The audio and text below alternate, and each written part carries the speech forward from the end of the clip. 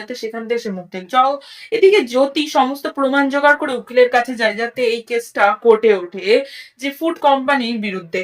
কিন্তু উকিল সেই কেস না নিয়ে সমস্ত কাগজ ছিঁড়ে, কারণ উকিলও তো পয়সা খেয়েছিল। উকিলের সামনে থেকেই সেই শয়তানদের লোক জ্যোতিকে ধরে তাদের আড্ডায় নিয়ে যায় এবং সেখানে জ্যোতিকে তারা জোর করে নিয়ে এসে পোড়ানোর জন্য বলে। তারা বলে যে জ্যোতিকে তারা পেট্রোল থেকে পুড়িয়ে দেবে, পেট্রোল ঢেলে তাদেরকে পুড়িয়ে দেওয়ার কথা বলে। এরপরে জ্যোতি সেই কান্না করতে থাকে, সে জগনকে যে ভালো মন্দ বলেছিল সে জগনকে ডাকে যে তুমি কোথায়, এখানে আসো, এসে এই শয়তানগুলোকে শায়েস্তা করো যারা এরকম শিশুদের প্রাণ নেয়, আমাদের দেশেরই তারা মানুষদের। এরপরে কিন্তু জ্যোতির সারা গায়ে পেট্রোল ছিটিয়ে তাকে জ্বালিয়ে দেওয়ার ব্যবস্থা করা হয়। এরপরে সেই শয়তানগুলোর মধ্যে থেকে একজন এসে জ্যোতির মাথায় একটা লোহার বাড়ি মারে, জ্যোতি সেখানেই অজ্ঞান হয়ে পড়ে যায়।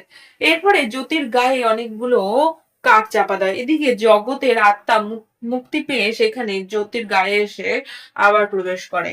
এরপরে যেই একজন মারতে যায় তার গায়ে আগুন লেগে যায়, শয়তানের গায়ে, এবং জ্যোতি সেখান থেকে আবার উঠে আসে।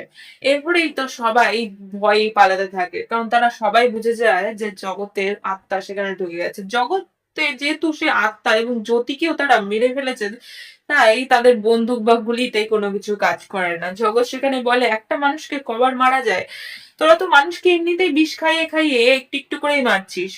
এরপরে তাদেরকে সেইখানে জগৎ প্রথমে যে শয়তানটা জ্যোতিকে মাথায় বাড়ি মেরেছিল তাকে, এবং তারপরে দ্বিতীয় যে শয়তানটা তাদেরকে মেরে ফেলে, এইভাবেই তাদের শাস্তি দেয়। সত্যি এদেরকে মেরে ফেলা উচিত। কেমন লাগে কমেন্টে জানাবেন এবং লাইক সাবস্ক্রাইব করবেন আমার চ্যানেল।